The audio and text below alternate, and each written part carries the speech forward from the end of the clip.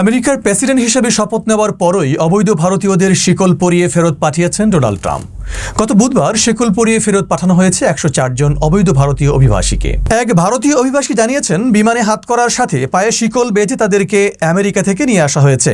পাঞ্জাবের অমৃতসরে মার্কিন সামরিক বিমানটি বিমানবন্দরে নামার পরই তাদের বাঁধন খোলা হয়। এভাবে ভারতীয়দের দেশে ফেরানোর ঘটনা দেশটিতে তীব্র সমালোচনা সৃষ্টি করেছে।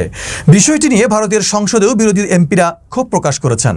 সংবাদ মাধ্যমগুলোর তথ্য অনুযায়ী ৪০ ঘন্টার যাত্রা শেষে মার্কিন সামরিক বিমানটি অমৃতসরে ১০৪ জন ভারতীয় অবৈধ অভিবাসীকে নিয়ে এসে পৌঁছায়। এই বিমানে ৭২ জন পুরুষ, ১৯ জন মহিলা এবং ১৩ জন শিশু ছিল। এই বিমান যাত্রার অভিজ্ঞতা নিয়ে লাভপ্রীতি জানান, আমাদের সাথে এমন আচরণ করা হয়েছে যেন আমরা হার্ডকোর ক্রিমিনাল। লাভপ্রীতি নিজে তার ১০ বছরের শিশুকে নিয়ে আমেরিকা থেকে ভারতে ফিরে এসেছেন। তিনি জানান, আমাদের হাতে হাত করার সাথে পা চেন দিয়ে বাঁধা ছিল। চেনটি কোমরেও বাঁধা ছিল। বাথরুমে যেতে চাইলেও পায়ের চেন খুলে দেওয়া হয়নি।